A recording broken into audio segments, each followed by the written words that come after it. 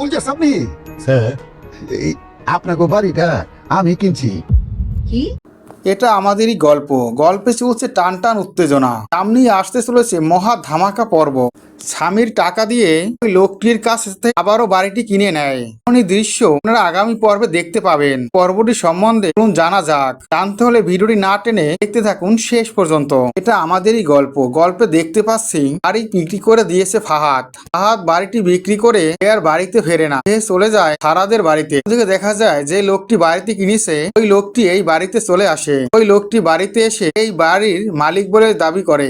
তার কাছে তো সামিরের বাবার সাইন করা দলিল রয়েছে, কিন্তু সামিরের মা ও বাবা, ফুপা ও বোন, ফুপি সবাই ওখানে থাকে। কেউ এই বাড়ি থেকে বেরোতে চায় না। সামিরের বাবা বলে আমি এই বাড়ি থেকে বেরোবো না, এই আমি বলে রাখলাম। আমার সারা জীবনের কষ্ট হয়েছে এই বাড়িতে। এই বাড়িটি আমার একমাত্র ভরসার জায়গা।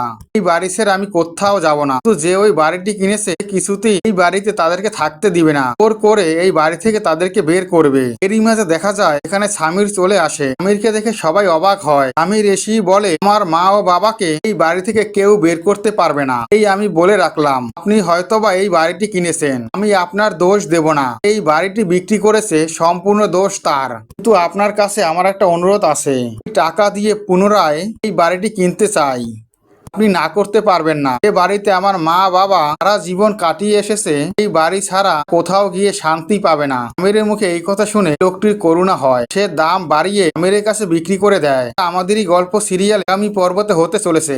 বন্ধুরা, এই পর্বগুলো দেখার জন্য তোমরা কতটা এক্সাইটেড কমেন্ট করে অবশ্যই জানাতে পারো। আমাদেরই গল্প সিরিয়ালে প্রত্যেকটি আপডেট ভিডিও পেতে আমার চ্যানেলটি সাবস্ক্রাইব করে বেল আইকন অন করে রেখো। ধন্যবাদ।